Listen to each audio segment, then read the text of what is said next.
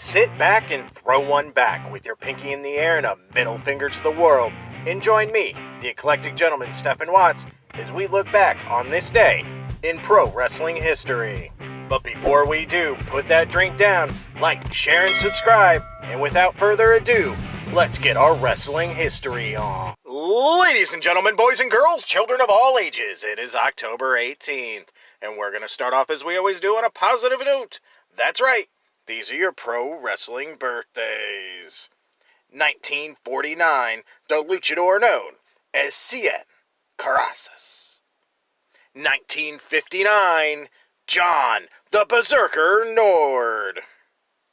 And last but not least, 1982, Simon Gotch. Of course, on the flip side of that coin, your pro wrestling deaths for October 18th, 2018, Dirty Dick Slater.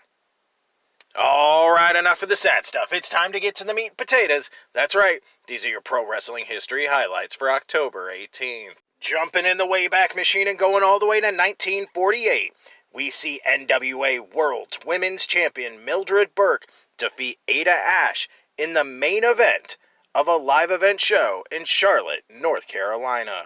Fast forwarding to 1954, George Becker and Bobby Becker defeat Mr. Miyamoto and Kenji Shibayo to win the NWA Southern Tag Team titles. Leaping over the grooving 60s and disco ducking it straight to the 70s, 1978, Abdul the Butcher defeats Billy Robinson in Japan to win the Pacific Wrestling Federation World Heavyweight title, which is now part of the All Japan Triple Crown. Grabbing my boombox and going to the 80s, 1982.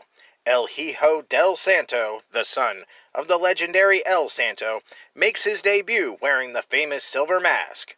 He actually started wrestling in February 1982 as El Corac, but his father would not allow him to take on the family name and the mask until he completed his college degree. 2 years later in 1984, the Fabulous Blondes, Eric Embry and Dan Greer, beat Brett Sawyer and Chicky Starr to win the Southwest Tag Team titles. Grabbing my flannel and going to the decade of grunge, 1994. The Phantoms defeat PG-13 for the USWA Tag Team titles in Louisville, Kentucky, ending PG-13's third title reign.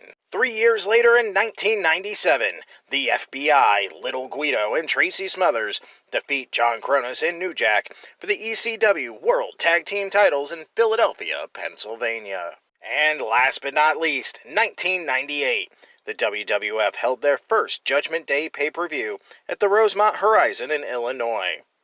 Only one title changed hands that night, as Christian defeated Taka Michinoku to win the WWF Light Heavyweight title after reversing a Michinoku driver into a small package. The main event saw The Undertaker vs. Kane for the WWF World title end in a no contest when both men had their shoulders pinned to the mat, so the title was held up. Steve Austin was the special referee. Those were your short but sweet pro wrestling history highlights for October 18th. I'm the eclectic gentleman Stephen Watts, and we'll see you tomorrow.